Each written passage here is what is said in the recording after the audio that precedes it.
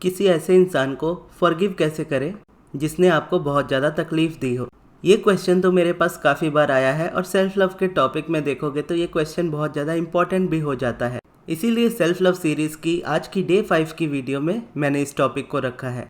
और अगर आपको डे 1 से डे 4 की भी वीडियो देखनी हो तो उसकी लिंक आपको कमेंट बॉक्स में मिल जाएगी, लेकिन उसको इस वीडियो के बाद ही देखिएगा। पहले हम आते हैं इस वाले टॉपिक पे कि सेल्फ लव से किसी दूसरे पर्सन को फॉरगिव कैसे करें, यानी किसी ऐसे पर्सन को फॉरगिव कैसे करें जिसने आपको बहुत तकलीफ दी हो। अब किसी को भी फॉरगिव करने से पहले सबसे ज़्यादा ये जानना जरूरी होता है कि लॉ ऑफ अट्रैक्शन में या सेल्फ लव में हम कहते तो हैं कि हमें सभी को माफ़ कर देना चाहिए या हमें फॉरगिव करके आगे बढ़ना चाहिए, लेकिन क्या एक्चुअल में इसकी ज़रूरत है?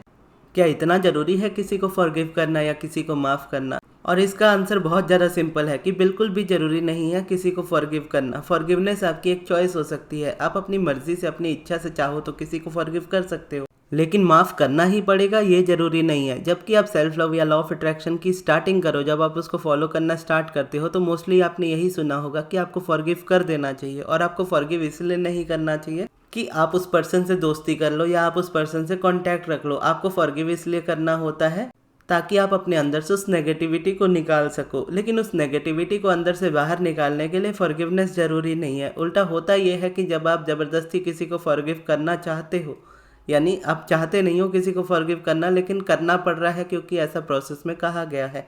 अगर आप इस वजह से किसी को फॉरगिव करने की कोशिश करोगे तो आपका गुस्सा आप पे इतना ज़्यादा हावी हो जाएगा कि आप वो रेजिस्टेंस अपने ऊपर सारी ले लोगे। और सिंपल शब्दों में मैं इसको बताता हूँ। आपको लगता है कि किसी इंसान ने आपके साथ इतना गलत किया कि उसे कभी माफ़ नहीं किया जा सकता, या उसके अलावा या आपके अलावा कोई और भी होता तो उस पर्सन को कभी माफ़ नहीं करता, और आप रेडी नहीं हो उस पर्सन को माफ़ करने के लिए। लेकिन कोई आके आपको कहता है कि तुम्हारे अंदर ये नफरत भरी हुई है, ये तुम्हारी रेजिस्टेंस का रीज़न है, और रीज़न है भी, और तुम उस पर्सन को माफ़ कर दो और उसे जाने दो। ऐसा करने से होगा ये कि तुम्हारे अंदर से वो नेगेटिविटी रिलीज़ हो जाएगी, और नेगेटिविटी रिलीज़ होगी तो आप उस पर्सन से दूर होने लगोगे, वो आपको परेशान भी करना बंद कर देगा। लेकिन जब आप बहुत ज़्यादा हाई वाली एक नेगेटिव वाइब्रेशन में होते हो तो ये चीज़ करनी ही इम्पॉसिबल हो जाती है। आपकी इच्छा ही नहीं होती है। आपको मन करता है कि आप उसको 2-4 थप्पड़ जाके लगा दो या और ज़्यादा झगड़ा उससे करो। और ऐसे में कोई पर्सन अगर आपको कहे कि आप उसको फॉरगिव कर दो तो आप ट्रिगर भी हो जाते हो कि मैं क्यों उसे माफ़ करूँ, उसकी गलती है, उसको क्यों माफ़ किया जाए। और जब आप अपनी इच्छा के बिना किसी के लिए कुछ करते हो या अपनी इच्छा के बिना कुछ देते हो तो बदले में आपको हमेशा फ्रस्ट्रेशन ही मिलती है कि आप माफ़ करने तो जाओगे लेकिन बार बार उसी बात की याद आती रहेगी, और ज़्यादा याद आती रहेगी इस बात की कि उसने आपकी लाइफ में क्या गड़बड़ की है या क्या ऐसा किया है जिससे आपको बहुत ज़्यादा गुस्सा आता है उस पर्सन पे। और ये कह सकते हैं कि ये बिल्कुल सच है कि उस नेगेटिविटी को लेकर के, उस रेजिस्टेंस को लेकर के, वो जो नफ़रत आपके अंदर किसी इंसान को लेकर के है, उसको लेकर के आप अपनी लाइफ में आगे नहीं बढ़ सकते, क्योंकि वो हमेशा ही आपको पीछे खींचती रहेगी। लेकिन अगर यहाँ पर कहा जाए कि आप फॉरगिव कर दो सामने वाले को या माफ़ कर दो सामने वाले को, तो ऐसे में तो इकलौता यही ऑप्शन हो जाएगा और इसके अलावा कोई ऑप्शन बचा ही नहीं।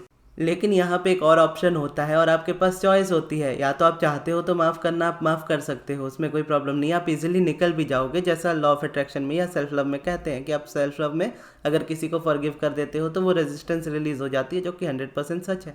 लेकिन इसका एक दूसरा साइड भी है जहाँ पर आपको फॉरगिवनेस की ज़रूरत नहीं होती, आपको किसी को माफ़ करने की ज़रूरत नहीं होती। आप इन दोनों चॉइसेस में से एक चॉइस अपने पास रख सकते हो। दूसरी चॉइस ये आ जाती है कि हाँ, उस रेजिस्टेंस में से, उस नेगेटिविटी में से, उस नफरत में से आपको बाहर आना है, लेकिन फॉरगिव करके नहीं। आप नहीं करना चाहते, आपकी मर्जी। अब सबसे पहले तो यह है कि आपके मन में कोई बर्डन नहीं रहेगा। आप सबसे पहले अपना बर्डन रिलीज़ कर दोगे कि मुझे खुश रहने के लिए किसी को माफ़ करने की ज़रूरत है। तो सबसे पहले ये बर्डन रिलीज़ होगा, आप रिलैक्स हो जाओगे। आपके रिलैक्स होने से आधी रेजिस्टेंस तो आपकी वैसे ही ख़त्म हो जाएगी कि अब आपको किसी को माफ़ करने की ज़रूरत नहीं है। उल्टा ऐसी जगह में तो मैं बोलता हूँ 2-4 गालियाँ और दे दो, लेकिन मन में ये बात ज़रूर रखो कि आप इस चीज़ को कर इसीलिए रहे हो क्योंकि आप अपनी नफ़रत को अंदर नहीं रखना चाहते। जब आप अपनी अंदर नफ़रत को दबा करके या गुस्से को दबा करके रख रहे होते हो तो गुस्सा एक बार में बढ़ता चला जाता है, यानी धीरे धीरे करके आपके अंदर बढ़ता चला जाता है। फिर एक टाइम ऐसा आता है कि वो किसी ऐसे के ऊपर निकलता है जो आपके अपने हैं या आपका रिलेशन उनके साथ अच्छा है,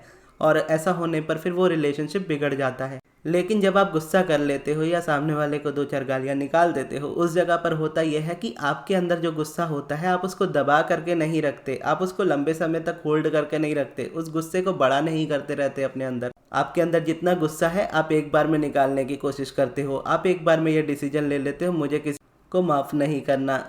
तो यहाँ पर सबसे पहले तो ये होता है कि आपको ज़बरदस्ती किसी को माफ़ नहीं करना पड़ता। आप अपनी इच्छा के अकॉर्डिंग चल सकते हो, अपनी इच्छा के अकॉर्डिंग अपनी मैनिफेस्टेशन कर सकते हो। और होता ऐसा है कि जब आपकी इच्छा नहीं है फॉरगिव करने की और आप कर दे रहे हो, फिर भी सोच रहे हो करने का, तो वो रेजिस्टेंस आपको परेशान करती रहेगी। और जब आप ये डिसाइड कर लेते हो कि हाँ मुझे नहीं माफ़ करना, माफ़ करने की किसी को ज़रूरत नहीं है, तो ऐसे टाइम में सबसे बड़ा बोझ माफ़ करने का किसी को, वो आप अपने मन में से निकाल देते हो।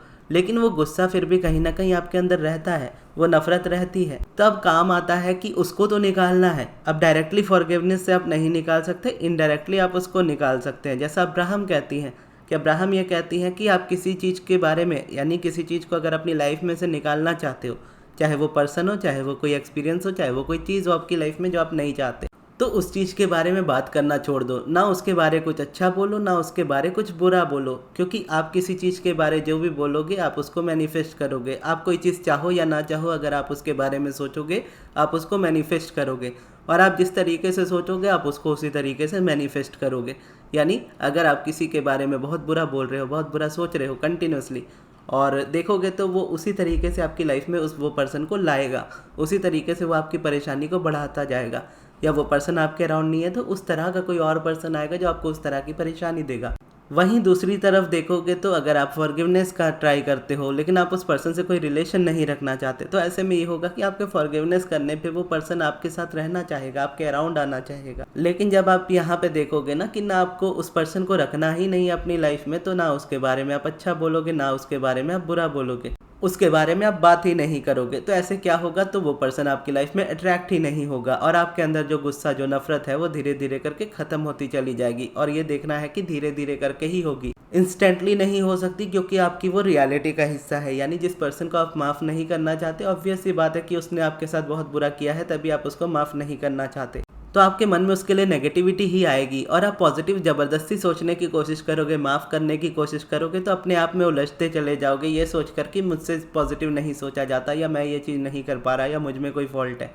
जबकि आप देखोगे कि हाँ आपके अंदर वो नफ़रत है, लेकिन उस नफ़रत का एक रीज़न भी है। अब आप उस नफ़रत को अपने अंदर से ख़त्म कर रहे हो, आप सामने वाले को माफ़ नहीं कर रहे, आप अपने अंदर से उस नफ़रत को निकाल दे रहे हो। जैसे मान लीजिए आपके पास 100 रुपये है, या आपके पास मान लीजिए इस वक्त 500 रुपये है, और मैंने कहा कि मुझे आप वो 500 रुपये दे दो, आपने मुझे वो 500 रुपये दे दिए। अब आपके पास एक भी नहीं बचा, क्योंकि आपके पास 500 रुपये थे, आपने मुझे पूरे दे दिए।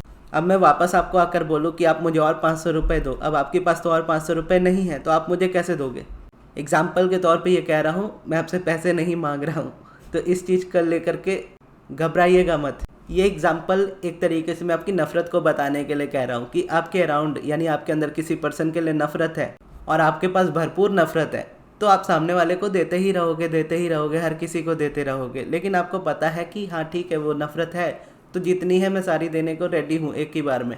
अब आप क्या करोगे, नफ़रत देना स्टार्ट करोगे अपनी तरफ से। अब लेकिन चेंजेस ये होगा कि अब आप इसलिए नफ़रत नहीं दे रहे कि आप उससे नफ़रत एक्चुअल में करते हो, अब आप उसको इसीलिए नफ़रत दोगे या इसीलिए गुस्सा दोगे क्योंकि आप उस गुस्से को अपने अंदर से रिलीज़ करना चाहते हो।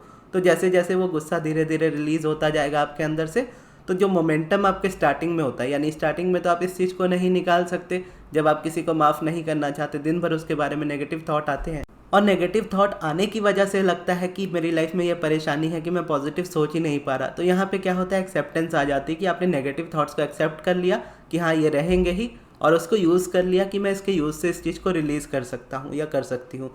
और धीरे धीरे जैसे जैसे उसके बारे में बात होती जाएगी, एक टाइम आएगा जब आपके अंदर से वो नफ़रत इतनी ख़त्म होती जाएगी, हल्की होती जाएगी कि आपके पास अपने अंदर देने को कुछ रहेगा ही नहीं सामने वाले को। जैसे वो 500 रुपये वाली बात कि मैंने आपसे 500 मांगे, आपके पास थे, आपने दे दिए, अब मैंने वापस मांगे, आपके पास नहीं है, आप नहीं दे सकते। सेम पहले आपके अंदर नफ़रत भरी पड़ी थी, आप भर भर के दे रहे थे, अब लेकिन अब आपके अंदर से वो नफ़रत ख़त्म हो चुकी है, आपके अंदर से वो नफ़रत रिलीज़ हो चुकी है। अब आपके पास उस पर्सन को देने का कुछ नहीं है, अब आपको फ़र्क ही नहीं पड़ता कि वो कौन है, क्या है, आपको उससे कोई लेना देना नहीं। और जब आपके अंदर वो नफ़रत ही नहीं है, आप ज़बरदस्ती उसको नफ़रत भी नहीं दोगे, और ना ही आपके अंदर उसके लिए प्यार है, तो प्यार देने की बात ही नहीं उठती। तो वो पर्सन ऐसे आपकी लाइफ में से निकलेगा ना, या वो रेजिस्टेंस आपकी लाइफ में से इस तरीके से निकलेगी, तो फॉरगिवनेस की एट द एंड ज़रूरत ही नहीं पड़ेगी। आप ना चाहते हुए भी एक दिन ऐसा आएगा कि आप बोलोगे कि नहीं भी चाहते हुए मैंने उसको फॉरगिव कर दिया, कैसे। तो ये चीज़ होती है हमारे अटेंशन की पावर, कि जब हम जिस चीज़ पे अटेंशन देते हैं उस चीज़ को हम मैनिफेस्ट करते ही करते हैं। अब किसी चीज़ को नफ़रत दे रहे हैं तो उसको मैनिफेस्ट करेंगे, प्यार दे रहे हैं तो प्यार मैनिफेस्ट करेंगे, लेकिन चॉइस है हमारी देने की, कि हम ज़बरदस्ती किसी से प्यार तो नहीं कर सकते। तो ज़बरदस्ती किसी को माफ़ कैसे कर सकते हैं। और सेम हम देखेंगे तो हम ज़बरदस्ती किसी से नफ़रत भी नहीं कर सकते, लेकिन किसी से अगर नफ़रत है और हम उस नफ़रत को यूज़ कर रहे हैं निकालने के लिए, तब वो ठीक हो जाता है। यानी इसका एक एग्जाम्पल के तौर पर मैं आपको समझाता हूँ कि जैसा अब्राहम कहती है कि feeling better is equal to alignment, यानी अच्छा फील करना, खुश रहना, हैप्पी रहना, यही सेल्फ लव और यही अलाइनमेंट है। और हर किसी के लिए ये फीलिंग्स डिफरेंट हो सकती है। जब मैं डिप्रेशन वाली स्थिति में था और उस वाली सिचुएशन में था, तो मैं लोगों को बहुत ज़्यादा कुछ ना कुछ बोला करता था और नेगेटिविटी मेरे अंदर रहती थी। जब मैंने ये जाना था अब्राहम से कि फॉरगिव करना ज़रूरी नहीं है, तो मैंने तो एक एक करके सारे लोगों को गाली दी थी मन में, जिसके जिसके खिलाफ मेरे अंदर नफरत भरी पड़ी थी, क्योंकि मुझे ये पता चल चुका था कि अब मुझे किसी को माफ़ करने की ज़रूरत नहीं है। तो मैं बहुत ज़्यादा खुश था और अंदर से वो नेगेटिविटी या बोलो बर्डन जो मन में रहता था ना कि किसी को माफ़ करना पड़ेगा अपनी वेलबींग के लिए, तो वो चीज़ निकल गई। उसके बाद क्या हुआ कि मैंने इतना उन चीज़ों को बोला और उन लोगों के बारे में बात की, और वो इसीलिए नहीं की कि मुझे उनसे जेन्युइनली नफ़रत है, इसीलिए कि मैं बस उस चीज़ को अपने अंदर नहीं रखना चाहता, उस नफ़रत को अपने अंदर नहीं रखना चाहता। तो मैंने क्या किया, मैंने यूज़ करना स्टार्ट कर दिया कि ठीक है, मैं इस चीज़ को, इस थॉट को मैं इमीडिएटली ख़त्म नहीं कर सकता, तो मैं इसको यूज़ करूँगा। स्टार्टिंग में ये ज़्यादा रहेगा, धीरे धीरे करते करते ये कम होता रहेगा। अब जब अंदर मैं गुस्सा दबा नहीं रहा, ज़बरदस्ती किसी को माफ़ नहीं कर रहा, उल्टा मैं अपना गुस्सा निकाल दे रहा हूँ, तो मेरे अंदर से वो गुस्सा बाहर आता गया। जब बाहर आता गया तो अंदर से वो ख़त्म हो गया, अंदर से ख़त्म हो गया। तो एट द एंड उनको गुस्सा देने के लिए बचा नहीं। फिर एट द एंड जब देखा तो मन ने खुद ही फॉरगिव कर दिया। अब तब से लेकर आज तक का अगर मैं आपको डिफरेंस के हिसाब से बताऊं, तो डिफरेंस ये है कि जब वो वाली सिचुएशन में था, डिप्रेशन में, तो वहाँ पे मेरे लिए बेटर फील करना, वहाँ पे मेरे लिए अच्छा फील करना ये था कि मैं किसी को फॉरगिव ना करूं, उल्टा मैं उनके बारे में और बुरा बोल दूं। उस वक्त डिप्रेशन वाली सिचुएशन में किसी को बुरा बोल देना या किसी के बारे में कुछ गलत कह देना, वहाँ मेरी खुशी होती थी, वहाँ मैं अच्छा फील करता था पहले से, क्योंकि वहाँ मेरे पास ये चॉइस आ चुकी थी कि मैं फॉरगिव नहीं करना चाहता तो कोई ज़रूरत नहीं है। तो यहाँ पे क्या है, पीस अपने साथ ही पहले बना लिया। और अगर मैं उस वक्त से लेकर के आज अपने आप को देखूँ, तो आज अगर मैं सेम चीज़ करने जाऊँगा, आज अगर मैं किसी को गाली दूँ या आज अगर मैं किसी से नफरत करने लगूँ, तो वो चीज़ मेरे लिए इस वक्त रेजिस्टेंस बनेगी, लेकिन उस वक्त मेरे लिए अलाइनमेंट थी, क्योंकि उस वक्त मैं लो वाइब्रेशन में था, उस वक्त मैं खुद को एक्सेप्ट नहीं करता था, और खुद को एक्सेप्ट करने लगा तो वाइब्रेशन रेज करने के लिए यूनिवर्स ने ये तरीका दिया कि हाँ, इस तरीके से वाइब्रेशन रिलीज़ हो सकती है, जहाँ पे तुम्हें ज़रूरत नहीं है किसी को ज़बरदस्ती माफ़ करने की, तुम अपने मन के मालिक बन सकते हो। वहाँ पर वो बना, तो उस तरीके से मैं आगे बढ़ गया। अब वहाँ से वो नफ़रत निकल गई, अब मैं मन का मालिक अपना आज भी हूँ और हमेशा रहूँगा, लेकिन अब मेरा मन नहीं करता किसी के बारे में ऐसा कुछ कहने का। और ये डिफरेंस देखोगे तो आता है आपकी लाइफ में, क्योंकि वो मोमेंटम तो बना ही हुआ है। आप नेगेटिव बोल ही रहे हो कंटिन्यूसली किसी पर्सन के बारे में, लेकिन नेगेटिव बोल करके अगर आप ये सोच रहे हो कि मैं नेगेटिव क्यों बोल रहा हूँ, मुझे पॉजिटिव बोलना चाहिए, ये दोनों में ही इंसान फंस जाता है। जब आप समझ जाते हो कि हाँ, नेगेटिव पॉजिटिव दोनों ही कहीं ना कहीं ज़रूरी है आपकी लाइफ के लिए, और आप नेगेटिविटी का यूज़ कर ले रहे हो उसमें से निकलने के लिए, तो एक गिल्ट आना बंद हो जाता है कि मेरे अंदर ऐसा क्यों हो रहा है। आप समझ जाते हो कि आप ये गुस्सा निकाल रहे हो, इसलिए निकाल रहे हो क्योंकि आप आगे इसको नहीं रखना चाहते। तो कुछ टाइम ये आपको इन्जॉयमेंट बहुत देता है, आप बहुत इन्जॉय करते हो। ये चीज़ें फ़नी भी लगती है स्टार्टिंग में, कि जहाँ आप स्टार्टिंग में अपने नेगेटिव थॉट्स से डर रहे होते हो, वहीं पर आप अपने नेगेटिव थॉट्स को डायरेक्ट कर रहे होते हो सामने वाले की तरफ। और क्योंकि आपको पता रहता है आप इसको नहीं रखने वाले, इसलिए आप इसको निकाल रहे हो। तो क्या होता है कि स्टार्टिंग में आपका ये जो इंटेंशन होता है, ये इंटेंशन धीरे धीरे उन चीज़ों को कम करता रहता है, यानी वो नेगेटिव मोमेंटम को कम करता रहता है। तो ये इंटेंशन आप ध्यान में ज़रूर रखिएगा कि ऐसे ही डायरेक्टली अगर आप नेगेटिविटी बोलने लगोगे, नेगेटिविटी सुनने लगोगे या करने लगोगे किसी के लिए, तो वो मोमेंटम में आप फंस जाओगे और उसमें देखोगे कि आपकी नेगेटिविटी रुकेगी नहीं, उल्टा और बढ़ती रहेगी उस मोमेंटम में। इंटेंशन ये होना चाहिए कि हाँ, हम नफ़रत का या गुस्से का यूज़ कर रहे हैं। यूज़ इसीलिए कर रहे हैं क्योंकि इस वक्त जो नेगेटिव मोमेंटम बना हुआ है किसी के लिए या किसी पर्सन के लिए या किसी चीज़ के लिए, वो इंस्टेंटली एक सेकंड में हम उसको रिलीज़ नहीं कर सकते अपने से।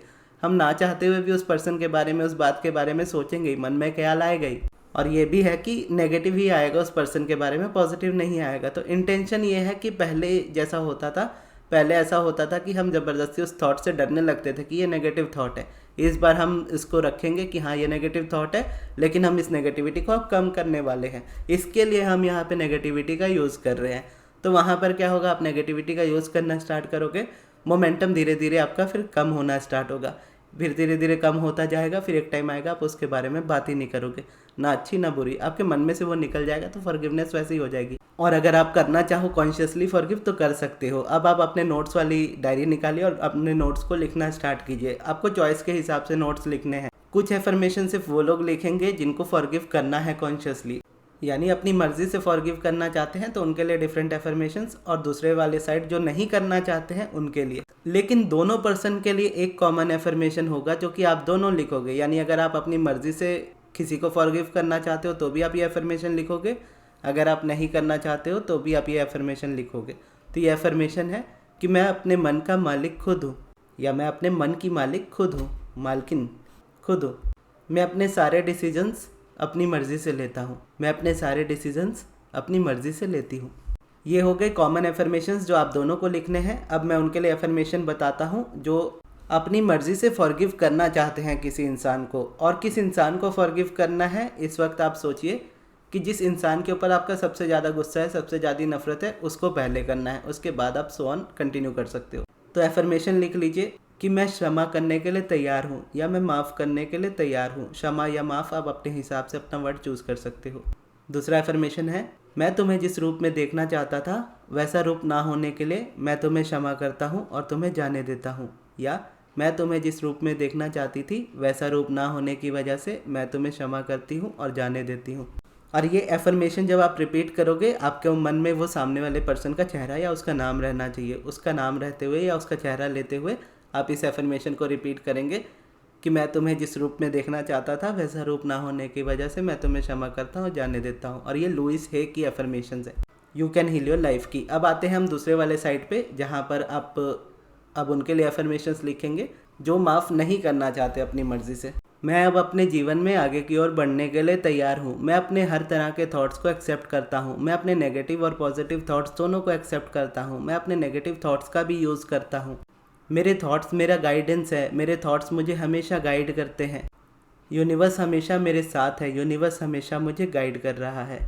अब ये जो लास्ट के दो एफर्मेशंस है कि यूनिवर्स हमेशा मेरे साथ है, यूनिवर्स हमेशा मुझे गाइड कर रहा है, ये आप लोग भी लिख सकते हो जो कॉन्शियसली फॉरगिव करने के लिए रेडी हो। अब ये दोनों चीज़ें हो गई। अब एक और चीज़ आती है कि ज़रूरी नहीं है कि आप नेगेटिव मोमेंटम लेते हुए ही किसी को माफ़ करो। अगर आपको लगता है कि आप डायरेक्टली किसी पर्सन के बारे में बात करना छोड़ सकते हो और उसके बारे में ना अच्छी बात करोगे ना बुरी बात करोगे, तो आप डायरेक्टली इस चीज़ को कर सकते हो और ये आपको रिजल्ट देना स्टार्ट करेगी। रिजल्ट आपको पहले फीलिंग्स में मिलते हैं, आप फील बेटर करोगे, धीरे धीरे करके वो चीज़ माइंड में से निकल जाएगी। और अगर आपने डे 1 से डे 4 वाली वीडियो नहीं देखी होगी तो उसकी लिंक आपको कमेंट बॉक्स में मिल जाएगी। तो ये थी हमारी आज की वीडियो। आपको ये वीडियो कैसी लगी कमेंट बॉक्स में ज़रूर बताइएगा, और इस वीडियो को यहाँ तक देखने के लिए बहुत बहुत धन्यवाद।